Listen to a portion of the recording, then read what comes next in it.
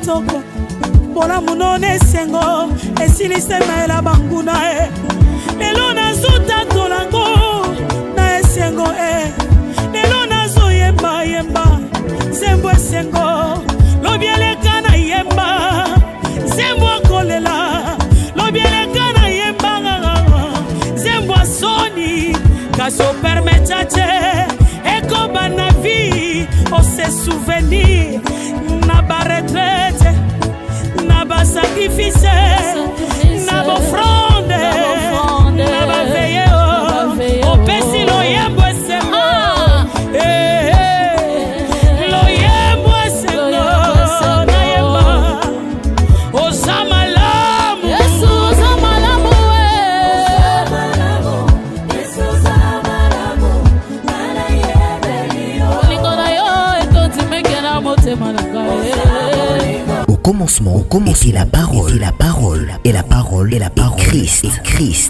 Radio, parole vie, la radio qui donne à travers la parole.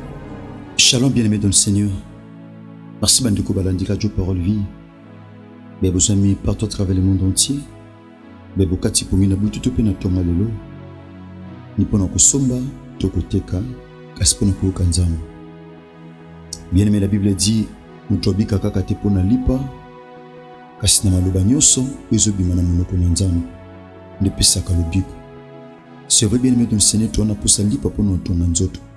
Tu en as posa liloba pona kotonga bomoto ya moto. Job azoloba na chapitre 32 verset 8. En réalité dans l'homme ce n'est pas ce que nous voyons. Ce n'est pas non plus ce qu'on peut toucher.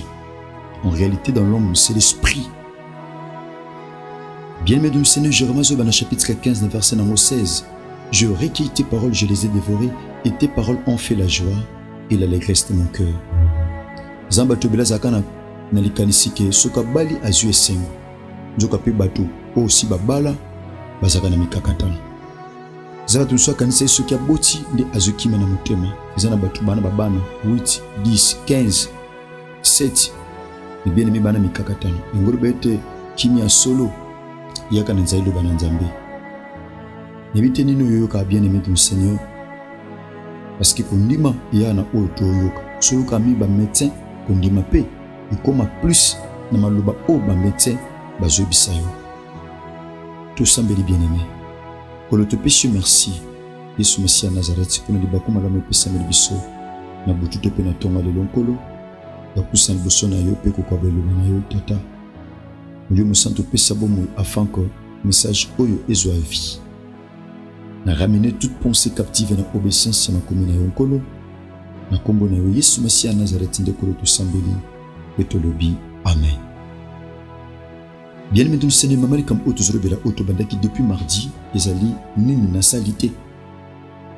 Bien aimé, c'est une question. Yesu Messia Nazareth azotuna biso mutuna nini na salité. Ninyo bozela ke pa na ngana sala eke na salité, boyebisa ngango. Bo rappeler ngango nini nga na salité. Mon frère Maseko ki pe kozala kapo na yo. Osala nyonso mi batu bandima ote. Kozela ka te batu bandimo panda ko sala bolamu. Kozela te batu babetro maboko panda ko sala bolamu. Makomelo bi pa ko sala a sala bolamu a continue ko sala bolamu. O pas sala mabe a continue pe ko sala mabe. Mais moko na moko a kozali futi ko lentama o ya zo sala. A zo sala mabe a kozali futi na mabe. O pas sala bolamu a zo appelle futi na ye ya bolamu. Bien-aimé du Seigneur, thème na biso ezali nini na salité. To fanisami na évangile ya selon Jean chapitre 19 le verset 30. Pa wapi Christ alobaki ete nyonso ekokisami. Nyonso ekokisami. To zalelo na évangile ya Marc chapitre 10 verset 46 à 52. Mais pour la raison un temps, bien-aimé du Seigneur, to ozo quelques versets seulement peut permettre biso bien-aimé to leka nako. Bien-aimé du Seigneur, directement na Matthieu na biso na tangina kobana verset 49. La Bible dit ici, Jésus s'arrêta et dit: appelez-les. Bien-aimés, ils les appelèrent l'aveugle. Ils appelèrent l'aveugle en lui disant: bon courage, lève-toi, il t'appelle. L'aveugle jeta son manteau et, s'élevant d'un bond, vint vers Jésus. Jésus prit non la parole, lui dit: Que veux-tu que je t'efface? Rabouni lui répondit l'aveugle. Que je recouvre la vue. Et Jésus lui dit, va, ta foi t'a sauvé. Aussitôt, il recouvra la vue et suivit Jésus dans le chemin. Tika Yesu Masia Nazareth apambola loba oyo totangi. Bien-aimé dans le Seigneur, cher papa et maman, l'évangile de Jean chapitre 19, na verset nango 30, Christ a déclaré maloba o na croix, na sima ya komelisa e vinaigre, na sima komela vinaigre, alobi tout est accompli akitisi elongi. Bien-aimé pe azongisi molimo epai na nkolo. Bien-aimé toi tout est accompli. Tomekaki moi mukelobi par la grâce de Dieu. Bien-aimé dans le Seigneur, au fongola makambu susu bien-aimé par rapport à autres anango comme thème. Tobaki tout est accompli soto memango na grec. Pesibiso tetelestai. Tetelestai ezotali sabiso bien-aimé accomplissement parfait. Ya mission accomplissement parfait ko sala nyonso, ko pesa nyonso, ko longisa na nyonso. Donc ko pesa o esengeli ko pesa, ko futa o esengeli ko futa. Tetelestai. Bien-aimé dans le Seigneur, ko pesa o esengeli ko pesa, ko koma na suka ya mission d'une manière parfaite. C'est ce que Christ avait fait.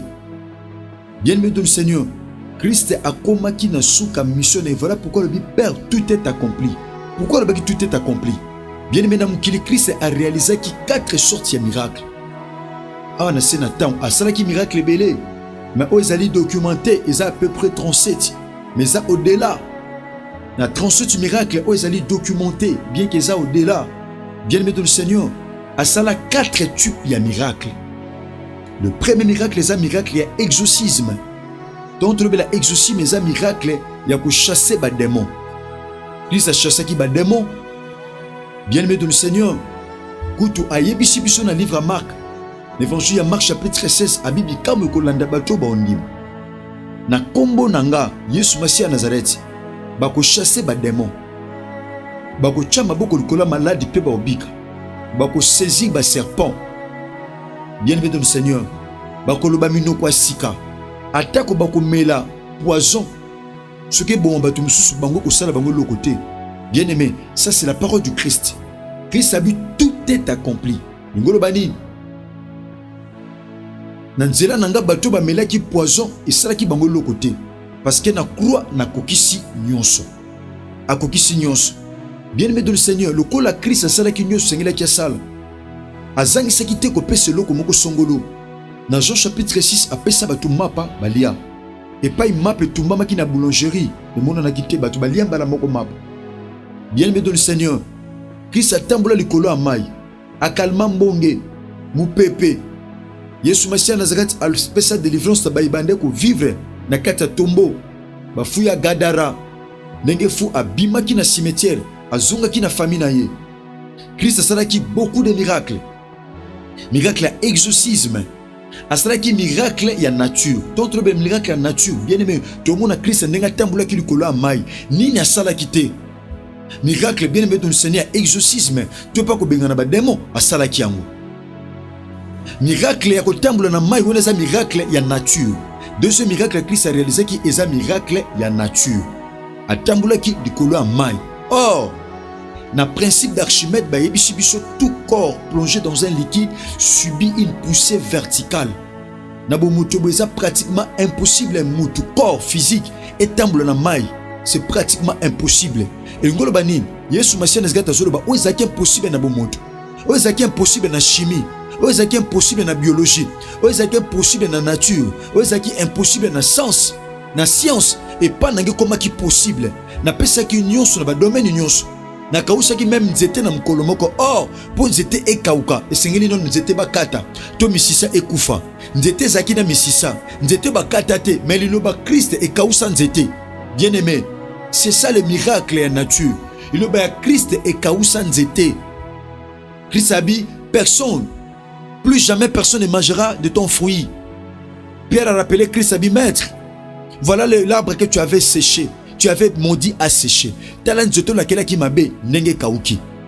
Ton moni miracle bien aimé dans le Seigneur, il y a guérison. Ton moni miracle, la guérison. Comment Christ a bikisi baton lenge na le lenge. Dans Marc chapitre 2, na Capernaum abikisaki.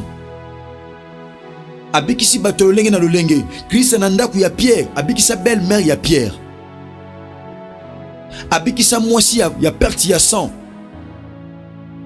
Christ a réalisé beaucoup de miracles, mon frère, ma soeur. Il y a nature. Azubakata mutulitoi, Christ a zongisa. Nini a salité. Abi nini na salité. Qu'est-ce que je n'ai pas fait? Litoi bakata na zongisa. Litoi bakata na zongisa. Na sali miracle aloyi na lolenge. Mai na tambula likolo nango. Mai oyo mela ba boîte ebele. Nzaba pambula pasteur a Toms. Abi atambula na mai oyo mela ba boîte ebele. Mai oyo ezo nyokola batu Christ atambula likolo nango. Asuki wana te miracle ya résurrection. Alléluia. Tomona mwana veuve Naïn ase quoi? Tomona Lazare ase quoi? Bien-aimé de Seigneur, Christ a réalisé toutes sortes de miracles. Voilà pourquoi na croix abi nini na salité, tout est accompli.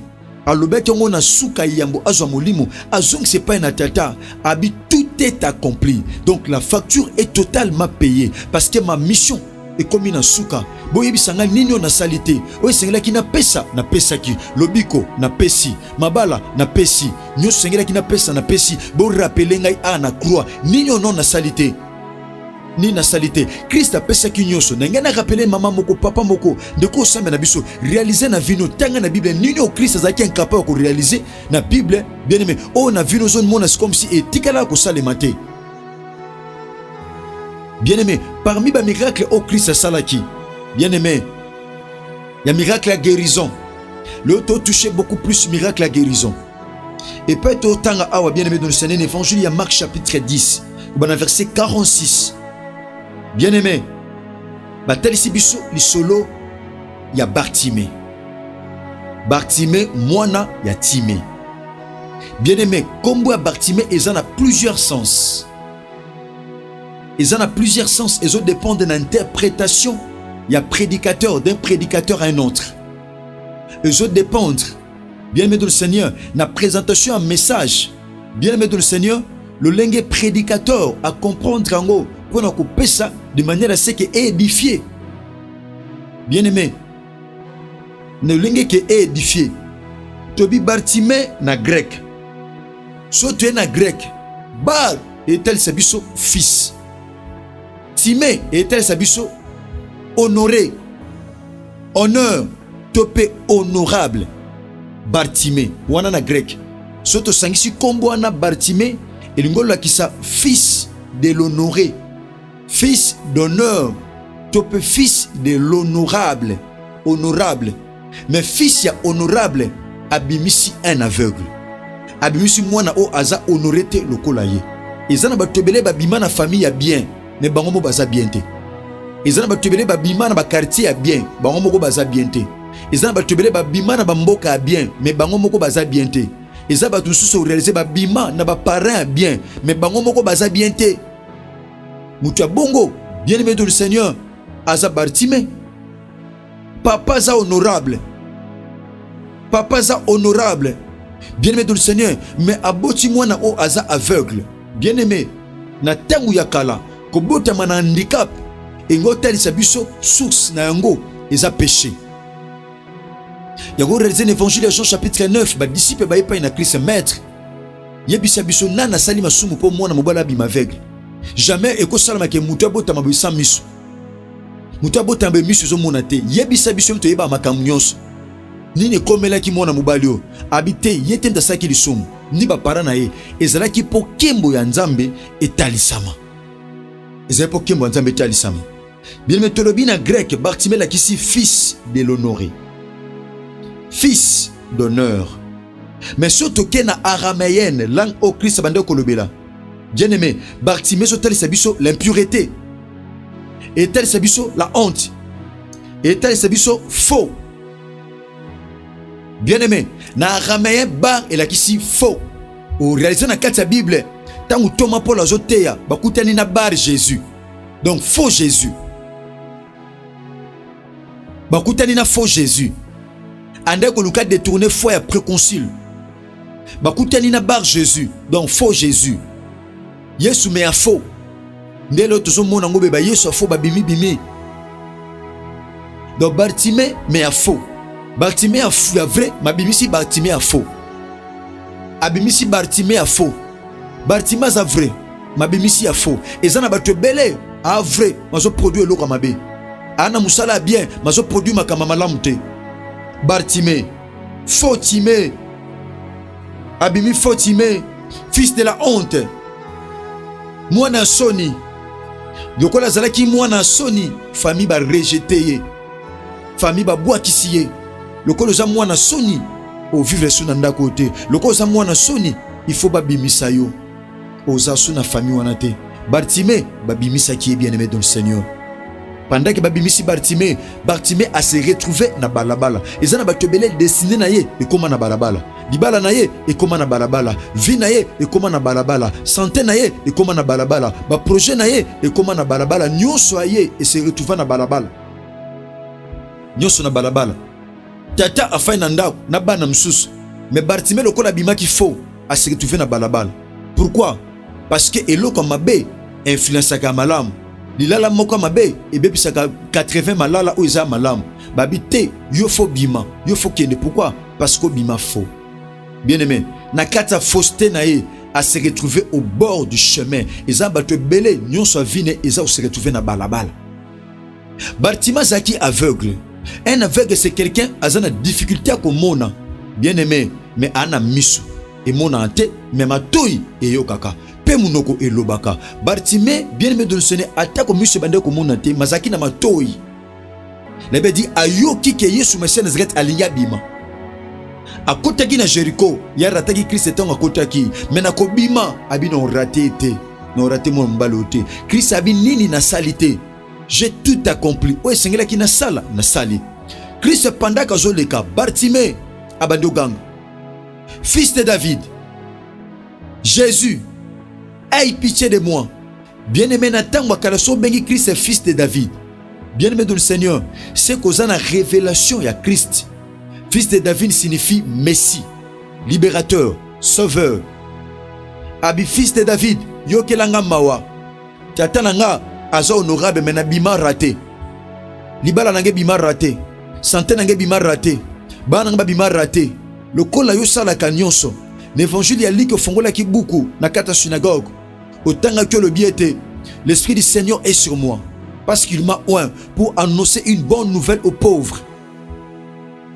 Bien-aimé, qu'on rendre libre et opprimé, qu'on publie une année de grâce du Seigneur. C'était ça la mission, l'agenda de Christ. Et ça qui planning, bien-aimé dans le Seigneur, tu peux caneva. Oh, Christ a présenté qui biso ango. Christ a sala qui nyons. Bien-aimé, tangu Bartimée yoki abandi koganga. Abandi koganga. Pendant que ganga, abi fils de David. Jésus, aie pitié de moi. Batu bazala ki pembeni. Bien-aimé dans le Seigneur, babi Bartimée fanda kimia. Ocha makelele. Izana batu bele a osambela batu ba okanta ocha makelele. Babi ocha makelele fanda kimia. Mon frère ma sœur, ne osamba na biso na radio parole vie ocha makelele te mo sambelaka. Ndobo na biso chaque samedi ocha makelele te mais osambelaka. Ndo osamba na biso chaque lundi atana musala ocha makelele te mon frère. Ocha makelele te ma sœur. La Bible dit pendant kazo ganga. Bien-aimé, ba pemisiye, ba bifanda kuna, tika makelele, mutozo senga lobiko, ba bezo cha makelele, mutozo senga secours, ba bezo cha makelele, mutozo senga libale pa na nzambe, ba bezo cha makelele, mutozo senga lisungi, ba pekisiye, ba bitika, yozana tina kobongate, pourquoi parce que monsieur mona raté, ozana tina ta ko somba parce que monsieur mona raté, wana tina ta ko bala parce que monsieur mona raté, ba bi yo vina yo, esuka kana ko senga kambongo, Bartimée akomaki mendiant. Yaya. Tango batu ba pekisi la Bible dit Bartimée a mati lisusu. So batu ba pekisi osali comme malam. Bien mettre au Seigneur, il faut mater lisusu. Bartimée a mati. Tango Bartimée a mati. Yaya, so ya Bartimée et komiti et pa ya Yesu Messia Nazareth. So ya Bartimée et koina matu ya Christ. Tango Christ a yoki a telemi. Christ a yoki a telema. Omoni Christ a sala nyonso ne koloso. A kokisa nyonso pourquoi? A telema pour nous résoudre des problèmes ya batu. A lekate bien aimé dans le Seigneur. Ceux qui a telema pour nous résoudre des problèmes ya Bartimée. Lelo a côté le banabuta lelo kando kati pongi pour résoudre des situations na yo. Nzamba pambolo ndoko lobi amen. A côté le pour résoudre des problèmes na yo. A côté le pour résoudre des inquiétudes na yo. A côté le pour résoudre soni na yo. A côté le pour résoudre des problèmes topé mikakata na yo.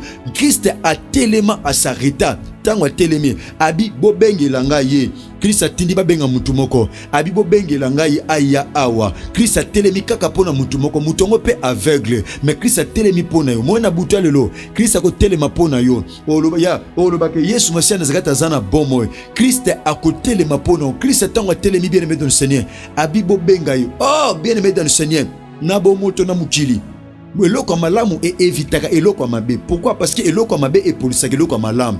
Nzoka toana nzambe moko andimaka biloko mabe o ba famille e boaki ba poussa ne pas inaye. Abina makomi venez à moi vous tous qui êtes fatigués et chargés et je vous donnerai du repos. Boya e pa nanga bino ba nyonso bozana mikumba pe si bolemi. Pona pesa bino bo pe mi Bartimée. A poussani pene ya Christ.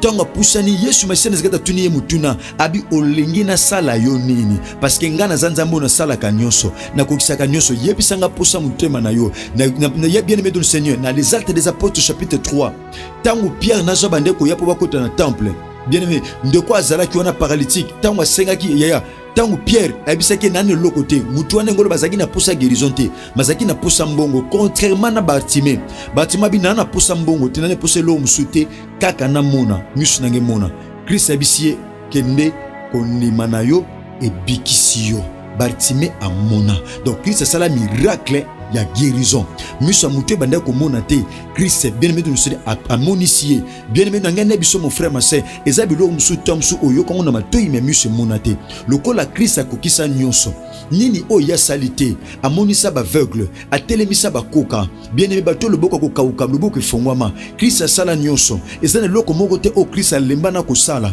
ezane loko moko te o Christ robate oboke nango o ngaite bien aimé de nous akokisa nyonso na sima ko lobana Bartimée abina Bartimée kende kondima no bikisa Bible dit tangu esili Bartimée alandi Christ ngolo bani Christ a longoli Bartimée na bord ya chemin Bartimée alandi Christ pe azongi na libota. Je me redis à quelqu'un na butu lelo bien aimé dans le Seigneur misala Christ a sala pona yonanga ezako longa biso na balabala ko zongisa biso na ndako na bondeli Yesu Masia Nazareth alonga libala no na balabala na butu lelo alonga musala no na balabala na butu lelo alonga santé no na balabala na butu lelo alonga misala no na balabala na butu lelo misala mutume zolonga na balabala misala papa moko zolonga na balabala misala mama moko zolonga na balabala so mtanzo teya esala melayo tom su musala echona balabala okolonga na balabala tom su libala echona balabala okolonga na balabala tom su ba projet echona balabala okolonga na balabala tom su ya bien aimé dans le Seigneur relation ya libala echona balabala mezana nzambe moko na sima ko bikisa Bartimée loko vantaki Bartimée na balabala ezaki po bande ko mona te yango comme ça qui est mandia mais mendicité na vie na esilaki nzamba changea ki adresse na bondeli Yesu Masia Nazareth a changé adresse mon frère a changé adresse ma sœur adresse a passe ba mesana ko mona la yo nzamba changer yango adresse ba souci ba mesana ko mona la yo nzamba longolo nango adresse a célibat mesana ko mona la yo nzamba longolo yango nzambe songa longoli mutu adresse wana yaya nzambe songa longoli mutu adresse wana topé a changer mutu adresse bien mettre dans le Seigneur mutu zonga le soute na passe pas azalaki na bondeli Yesu Masia Nazareth so mesana ko mona na adresse ya célibat alongolo na adresse ya célibat na adresse ya kosenga na adresse ya konyokwama na adresse ya maladie na adresse à limitation na adresse à pauvreté il y a un Dieu a changé kabatu adresse na butalo pendant que non le basu mtazo teya bien aimé dans le Seigneur et ça la melayo Christ a le but tout est accompli c'est que na changé batu adresse batu ba yebela ka bango adresse à célibat Christ a longola bango adresse à célibat batu ba yebela bango adresse à refus Christ a longola bango adresse à refus batu ba yebela bango adresse ko defa mapa na tongo tango la muki Christ a changé adresse à moto ce Christ a changé adresse à moto témoignage comme possible ce Christ a changé adresse à moto est-ce que comme possible ce Christ a changé adresse à mutu le yemba sike koma ka possible ce qui Christ a changé adresse à mutu bien aimé dans le Seigneur ko seke koma muninga mutu na bondeli Yesu Masia à Nazareth ndeko sema na biso na buta lelo so amesana ko mono na adresse ya chômage a changer adresse a pesa adresse à musala bato ba mesana ko mono na adresse ya mikakatano na kolela azo changer adresse. La Bible dit il est le même hier aujourd'hui et éternellement a changé comme Mephibosheth adresse azaka na lodebar makolebuka na Yesu Masia à Nazareth nzamba solo père bomo le Dieu qui sert mon père Jean-Paul Mayata pasteur de la foi. David a changé Mephibosheth adresse aboke no ko longolé na lodebar boye langai akoma na palais royal bako luka Mephibosheth na lodebar bako mona ote bako luko na barabara ya lokola Bartimée bako mona ote bako luko na nzela lokola Bartimée bako mona ote bako luko na lodebar lokola Mephibosheth bako mona ote. Adresse s'est changé na bondeli Yesu Masia Nazareth a changé adresse bato ba mesana ko mono lelaka a changé adresse na butu lelo au nom de Jésus-Christ de Nazareth. Bien-aimé misale koloso elongo changer biso adresse tika bolingo ngolo pe bolama Christ. Bien-aimé dans le Seigneur et bien abonné Père Bosami. C'était votre frère bien-aimé pasteur héritier Bisiamo Herbi mona tatananga Jean-Paul Mayata pasteur de la foi. Merci tika bolingo ngolo pe bolama Christ bien abonné ceux qui Christ a maison milité tokutani bongo lobi. Bien-aimé na fin moi o lokola mo mesano tozana activité ya le sambo tozana activité ya le sambo bien-aimé dans le Seigneur tondi ma Christ a ozanga te kosala biso penza ngolo pe bolam. Bien-aimé vendredi à le 2 vendredi à l'aider nde tozana 3 jours na biso le sambo lokola mo mesano vendredi à l'aider samedi à le 3 bongo lundi à le 4 mai nde toko chuter nango par la grâce de Dieu. Donc plutôt lundi quand tu y a les 5 nde toko chuter nango par la grâce de Dieu. Bien-aimé panza sango o ya activité tozana ngo thème ezali l'atmosphère de Jacomoza. L'atmosphère de Jacomoza. Talaka thème bien aimé dans le Seigneur. Tu es sur l'atmosphère de Jacomoza. L'atmosphère de Jacomoza. Je crois que les familles seront bénies. Tika bolingo pe bola maklisi donc vendredi il y a lobi thème. Vendredi wane kuyande tobanda luna biso par la grâce de Dieu. Tika bolingo pe bola maklisi bilabino. Merci que Jésus-Christ de Nazareth vous bénisse. Au commencement était la parole, et la parole, et la parole, et la parole, Christ, radio, parole vie, la radio qui donne la vie à travers la parole,